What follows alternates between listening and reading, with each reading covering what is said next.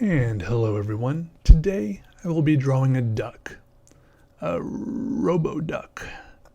There are a lot of different types of inspiration that you can get from different things.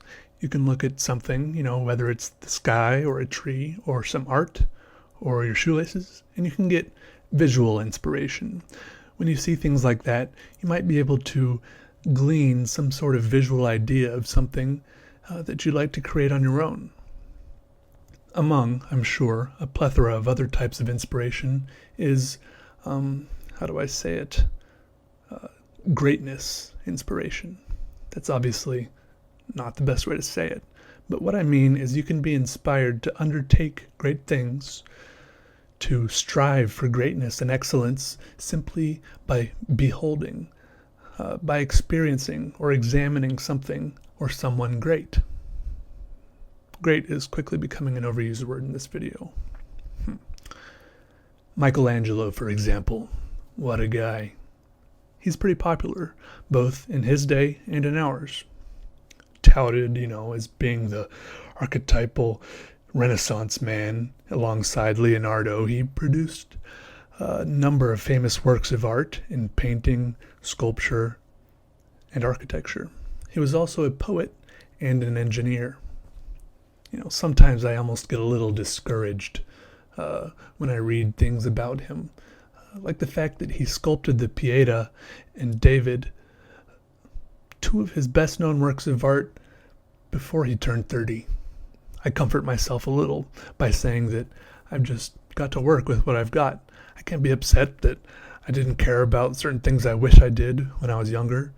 I just have to work and make well with however many days are left for me in the future. Plus, there's Stan Lee. He created Spider-Man when he was 40. I'll definitely be counting myself a success if I do something that's significant in my life. Anyways, so on to the point.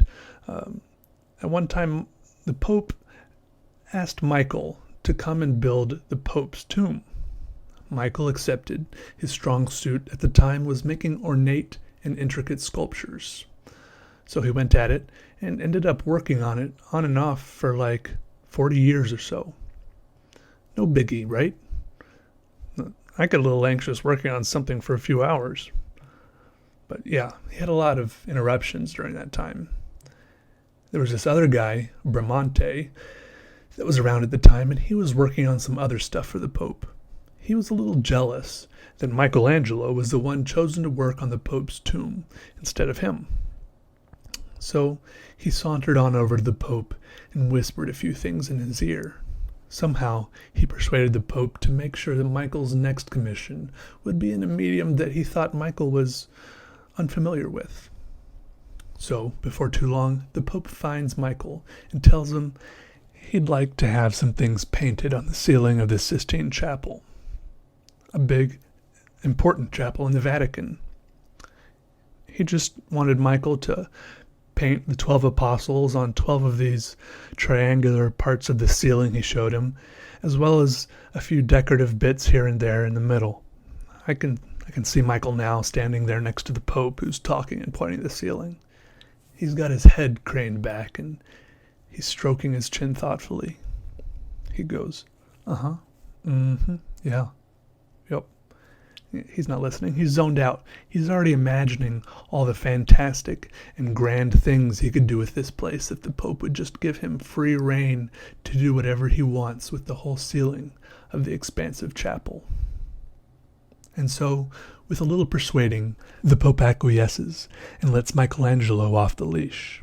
So, in the next 4 years, Michael pours his heart into it and paints over 5,000 square feet of the Sistine Chapel and creates what is now considered a cornerstone work of high Renaissance art.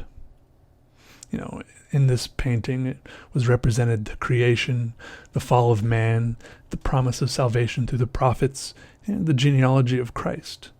That included 300 separate men and women and other figures painted all up there, upside down on the ceiling. And I was happy when I filled up a sheet of paper that was like 18 by 24 inches. Anyway, so what I'm saying is, get inspired. There are plenty of things and people, both past and present, that can do the job. Sometimes you just have to look, do a little research maybe, go to a museum, or just go for a walk. Look at everything. Everything.